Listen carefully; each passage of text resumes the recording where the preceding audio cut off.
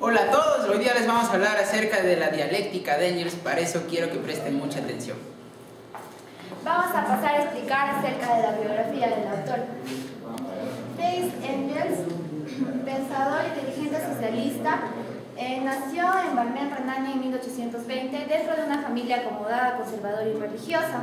Desde su paso por la Universidad de Berlín, se interesó mucho por el pensamiento revolucionario de su época y se relacionó directamente con los hegelianos de izquierda. Ahí es donde se une al movimiento La Joven Alemania. Después de 2 años es enviado a Inglaterra al mando de los negocios familiares. Es ahí donde ven las míseras condiciones de vida de los trabajadores de la primera potencia industrial del mundo, donde más tarde plasmaría esos ideales o las observaciones que tuvo en su libro La situación de la clase obrera en Inglaterra. En 1846 se adhiere al socialismo, se adhiere definitivamente al socialismo y entabla una estrecha amistad con Carlos Marx, y es donde plasman sus ideales en favor al socialismo en las siguientes obras que escriben juntos, como es La Sagrada Familia, La Ideología Alemana y El Manifiesto Comunista. Poco tiempo después se creía que Engels tenía solamente protagonismo por la amistad que tenía con Marx. Pues no fue así, porque actuó tanto teórico como activista en el socialismo. Teórico, ¿por qué? Porque escribe ya sus propias obras aportando a esta ideología, como el socialismo utópico y el socialismo científico, el origen de la familia, la propiedad privada y el Estado, el fin de la filosofía clásica alemana. Y activista porque participa personalmente en la Revolución Alemana y fue secretario de la Primera Internacional Obrera desde 1870. Después de la muerte de Marx en 1883, Engels se convierte en el líder de la socialdemocracia alemana y por ende también del socialismo mundial, salvaguardando sobre todo la ideología marxista, que también había acotado ideales a esta, como por ejemplo la idea que tenía era la desaparición del Estado en un futuro. Bien, continuemos hablando sobre la dialéctica. ¿Qué es la dialéctica? La dialéctica viene del término griego dialektike, que significa la capacidad de afrontar una oposición. O sea, ¿qué quiere decir eso? Yo, por ejemplo, menciono una idea, ¿no?, que dice casi todos los perros nacen con rabo. Viene otra persona y me contradice eso. No, no todos los perros nacen con rabo. Bueno, esa es la dialéctica, la lucha de contrarios. Veamos el concepto de Federico Engels en lo que es la dialéctica. Dice, la dialéctica no es más que la ciencia de las leyes generales del movimiento y la evolución de la naturaleza, la sociedad humana y el pensamiento. Ok, en la dialéctica, así igual como Hegel, nos habla de tres grandes leyes que son muy importantes para la dialéctica, como son estas tres: la ley de la unidad de lucha de contrarios, la ley de la transición de la cantidad en la cualidad y la ley de la negación en la negación. ¿Y qué son estas leyes? Veamos. La ley de la unidad y lucha de contrarios. ¿Qué quiere decir esto? La dialéctica nos dice que en la naturaleza los fenómenos están en constante cambio. Es lo contrario a la metafísica. Ahora, Eric, ¿qué es la metafísica? La metafísica es una rama de la filosofía que dice que los fenómenos de la naturaleza se encuentran estáticas, o sea, se han creado y están así y van a ser así. En cambio, la dialéctica es algo materialista que nos dice que todo va cambiando, está en constante cambio. Pero veamos esta ley muy importante, que es la ley de la unidad y lucha de contrarios. Nos explica esta ley que en la naturaleza existen fenómenos en la cual están en constante contradicción. El mismo gráfico acá lo demuestra. Una persona que está tratando de empujar una piedra y existe otra fuerza que le está impidiendo que pueda ejecutar su acción. En la naturaleza existen esos fenómenos, acción y repulsión, entre otros ejemplos. Veamos esta otra ley grande, una ley muy importante para la dialéctica, así como lo que nos habla Federico Engels. La ley de la transición de la cantidad en la cualidad. ¿Qué quiere decir esto? Que en la naturaleza existe un fenómeno. Supongamos acá, como nos da el sólido, el agua. Existe el agua, yo lo tengo acá, por acción de otro fenómeno que viene a ser por la acción de la temperatura. esta agua que está cuantitativamente va a cambiarse y va a ser a otro estado, ¿no? Que lo que llamamos el estado gaseoso por el aumento de la temperatura. O sea, ¿qué quiere decir esto? Viene un fenómeno fuera de lo que tenemos, lo que es el agua, que está cuantitativamente va a cambiar cualitativamente. Eso nos trata de explicar la ley de la cantidad en la cualidad, que significa que todo fenómeno por acción de otro fenómeno está cambiando constantemente. Ahora, la ley de la negación. En esta ley nos explica, más o menos nos explica esta ley, que es muy importante, nos da a conocer sobre, por ejemplo, yo no menciono una tesis o menciono mi opinión. Supongamos, digo que todos los perros nacen con rabo. ¿Qué quiere decir eso? Es mi tesis, es mi idea, es el fenómeno que existe en la naturaleza. Ahora viene otra persona y me dice, oye, no, pues no todos los perros nacen con rabo. Y él me dice que, mira, yo tengo un perro que no nació con rabo, pero entonces me está contradiciendo. Es la dialéctica, contradecirse. Y la posición de él es una antítesis hacia mí. Y pues nosotros discutimos, nos estamos negando, ¿no? Es la ley de la negación que nos explica en la dialéctica. Como estamos en constante negación, va a salir una síntesis de esa contradicción que hemos tenido. Eso nos habla de la ley de la negación. Bueno, pues esos son las tres grandes leyes importantes de la dialéctica de Engels. Problemas generales de la dialéctica. Leyes fundamentales de la dialéctica. Para Engels, la dialéctica tiene dos ramas: la dialéctica objetiva, que domina toda la naturaleza, y la dialéctica subjetiva, que se basa en el pensamiento dialéctico. El pensamiento dialéctico se basa en contradicciones. Dichas contradicciones son las que condicionan la vida de la naturaleza. Por ejemplo, la evolución del hombre. Dentro de la evolución del hombre hay una interacción entre la adaptación y la herencia. Supongamos que la adaptación sea negativo y la herencia positivo. Dentro de la adaptación al hombre y la evolución del hombre, estos van a ir cambiando. Las líneas rígidas y fijas. Este es un principio que Engels toma, ¿no? La línea divisoria. La línea divisoria se refiere a que existe una línea dentro de la naturaleza que divide a distintos grupos, tanto animales vertebrados como a los animales invertebrados, peces, anfibios, aves y reptiles. Cada dicho grupo cumple distintos requisitos o distintas características. Engels no conserva las categorías metafísicas, él se basa en otras categorías, como el trueque de cantidad en cualidad, que es igual a la concepción mecanicista del mundo. Este nos dice que cuando se altera cuantitativamente algo, también va a cambiar cualitativamente. El carácter antagónico. Nos dice también este principio, que es la polarización, el magnetismo, etc. Se dice que el pensamiento es de carácter antagónico, pues no se puede tener un pensamiento unilateral. Otro principio o otro carácter es el de la identidad abstracto A igual a A. Se dice que A es igual a A, pero también al mismo tiempo es desigual. Por ejemplo, en las plantas o animales van a ser iguales a sí mismas, pero también van a ser desiguales. En las plantas, por ejemplo, en las secreciones que tienen, y en los animales en la respiración, siempre van a ir cambiando, pero también van a ser iguales a sí mismos. Estos tres son las principales contradicciones que se toma para este principio. Tenemos a identidad, diferencia, causa-efecto, necesidad y causalidad. Estos principios, para entenderlos mejor, se basan en los fundamentos. Positivo, negativo.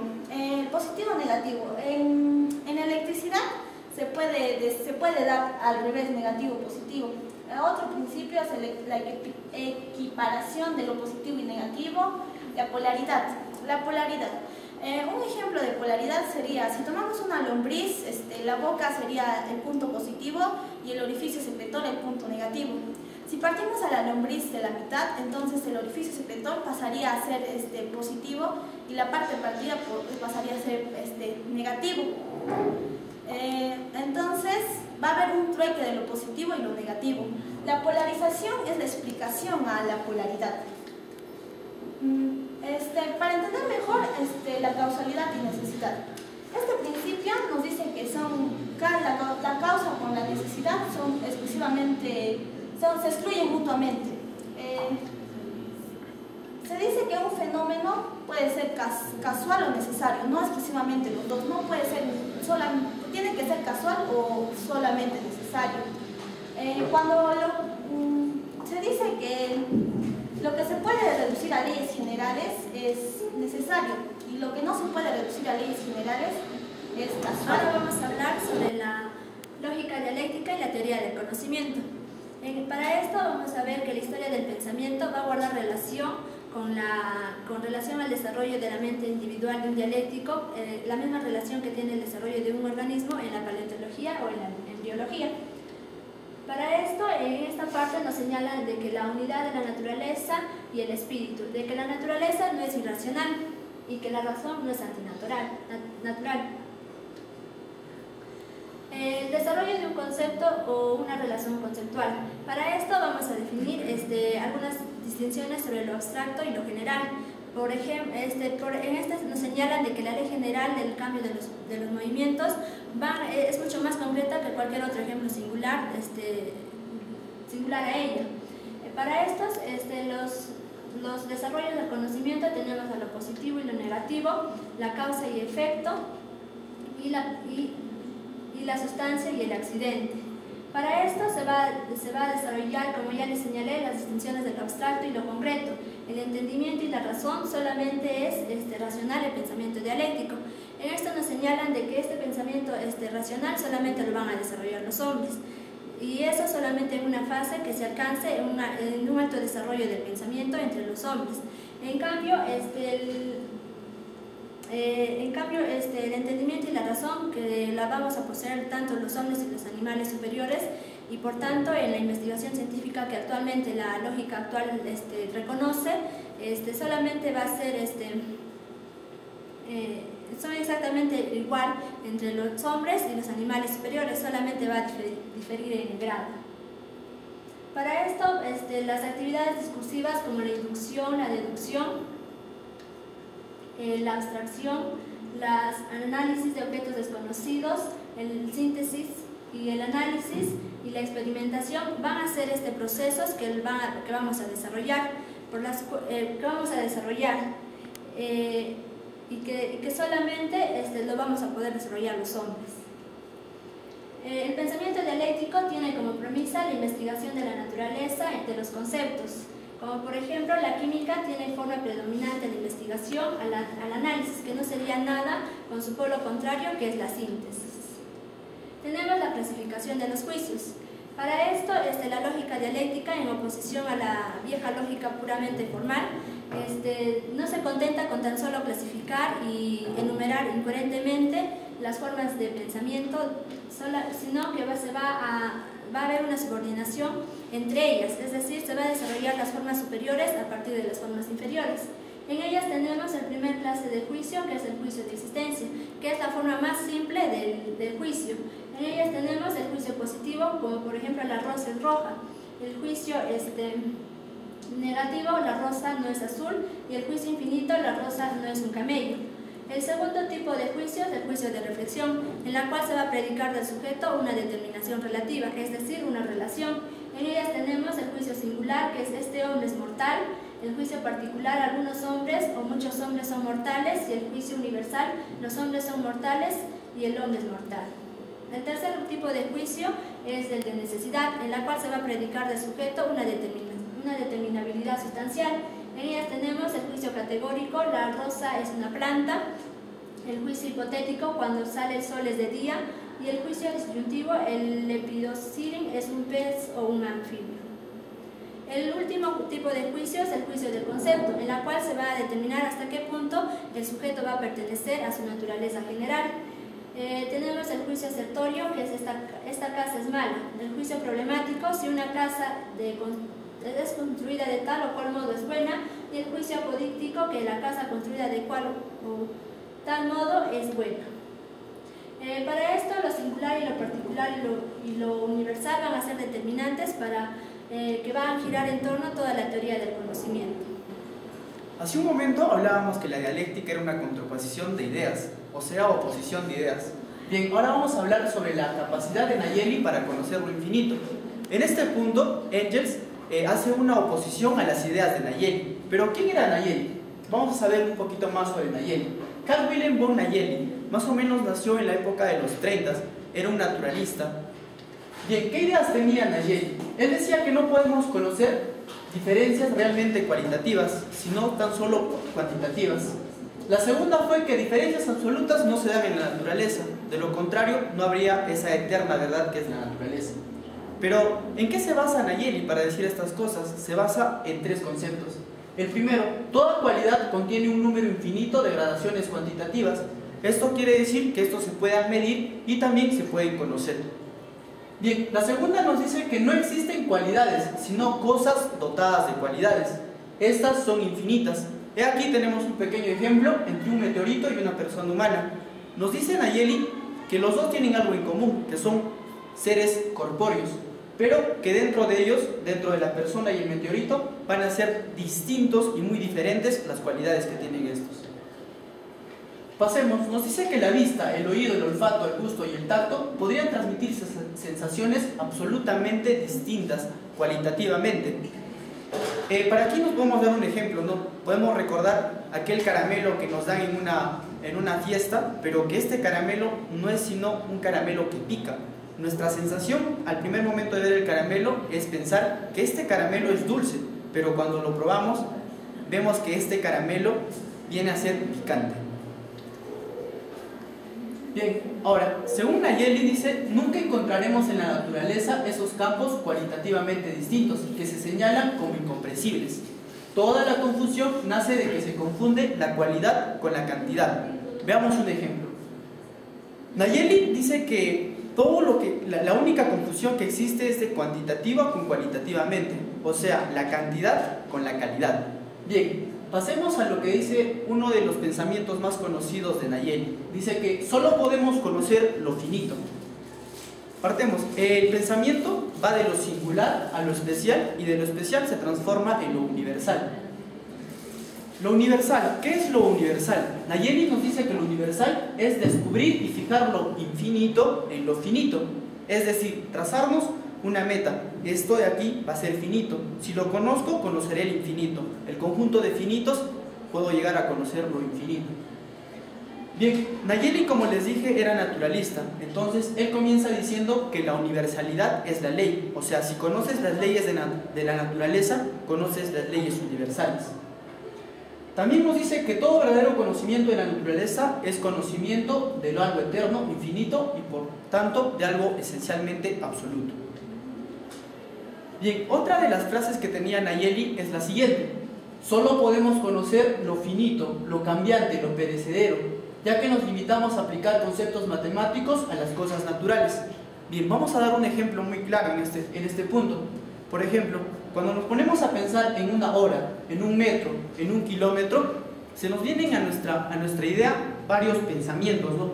Porque podemos decir, por ejemplo, que una hora son 60 minutos, podemos decir que un metro mide 100 centímetros o un kilogramo, pero lo que no sabemos es qué es el tiempo, qué es el espacio, qué es la fuerza, qué es el movimiento, qué es la quietud.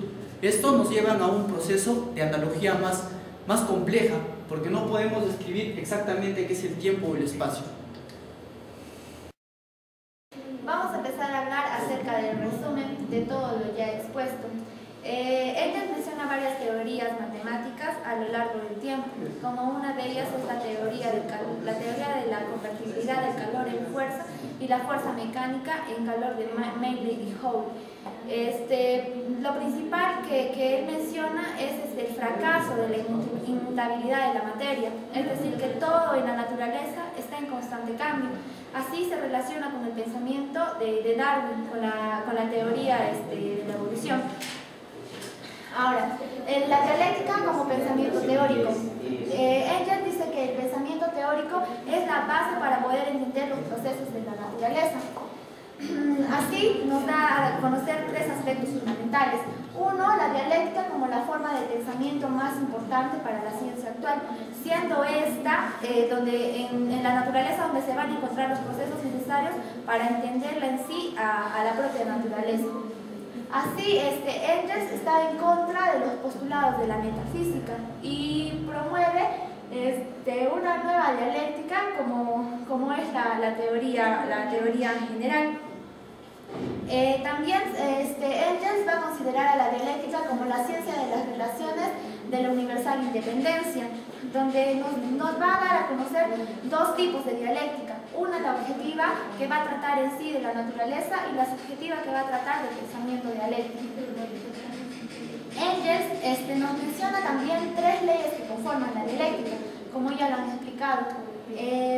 La ley de la conservación de la cantidad en cualidad, que nos explica específicamente que no se puede cambiar la cualidad de un cuerpo si no se ha añadido si ha extraído materia. Es decir, que no puede cambiar la cualidad si no ha surgido un cambio cuantitativo. La ley de la penetración mutua de contrarios, donde nos indica que todo movimiento es la contradicción a un acto, donde ya nos han explicado anteriormente, y un ejemplo es la teoría de los polos opuestos. Ahora, la ley de la negación nos indica que las nuevas cualidades no nacen de la nada, sino nacen en contrario a algo que ya existe. Ahora vamos a hablar acerca de las afirmaciones que Engels menciona en su libro, donde la principal va a ser, donde nos afirma que los fenómenos de la naturaleza surgen de la casualidad y que todo movimiento de la naturaleza es generado por nosotros mismos, y nos dice que no puede existir materia sin movimiento y mucho menos movimiento sin materia. Ahora, Engels también nos habla acerca de la muerte, donde nos dice que es un momento esencial de la vida representado por la negación de la misma, donde afirma que el sentido de vivir es morir.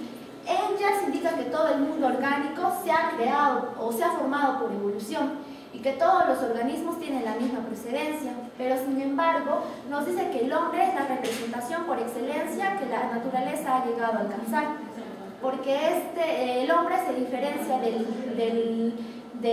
los demás organismos por el hecho de investigar la naturaleza y de conocerla en sí. Ahora, Engels, como les mencioné al principio, también está de acuerdo con la teoría de la evolución del hombre de Darwin, donde explica que el hombre dejó de ser simio y de apoyarse con las manos en el momento que intenta buscar nuevas ideales dentro de la naturaleza, como para poder sobrevivir o poder experimentar más. Ya, también nos habla acerca del pensamiento dialéctico, que se rige por las mismas leyes que rigen sobre la naturaleza, y también dice que el pensamiento dialéctico es una característica propia del hombre, que lo diferencia del animal, debido a que investiga y tiene como premisa el estudio de la naturaleza y sus conceptos, y además también se diferencia porque el animal usufructúa la naturaleza, mientras que el hombre la domina. Ahora, todos estos ideales dentro de la dialéctica de la naturaleza de Engels se han fundamentado en el aporte o han aportado ideas al libro del desarrollo sostenible, que como bien sabemos es acerca de cómo poder conservar la naturaleza y no extinguirla en su totalidad. Bien, ahora empezamos con las conclusiones que hemos llegado a arribar al leer el libro de la dialéctica de Engels. Tanto en las leyes de la dialéctica, tanto como el movimiento, como el pensamiento como tal, son sometidos bajo las mismas reglas, y toda materia o sustancia en el universo posee características propias que las hacen capaces de ser mutadas mediante los principios de atracción y repulsión. Esta conclusión arribamos porque nosotros les explicábamos en una de las principales leyes de la naturaleza, que es la lucha de contrarios, ¿no? Lo que les decía en el ejemplo, en el gráfico, que una persona se encontraba empujando una enorme bola de una piedra, como lo digamos, ¿no? Bueno, otra de las conclusiones es que nosotros Federico Engels es el tanto materialista, que nos habla que no todo en la naturaleza permanece estática, que la naturaleza está en constante cambio. Bueno, y por última conclusión, hemos llegado a que el desarrollo de la sociedad en el tiempo se presenta como resultado de la necesidad del hombre de comunicarse entre sí en búsqueda de la colaboración mutua en las diferentes representaciones del trabajo. Esto nos quiere decir que nosotros estamos constantemente, buscamos mejorar en la naturaleza, y por eso nosotros mismos tratamos de modificar la naturaleza y que esta naturaleza esté en constante cambio. Muchas gracias por su atención.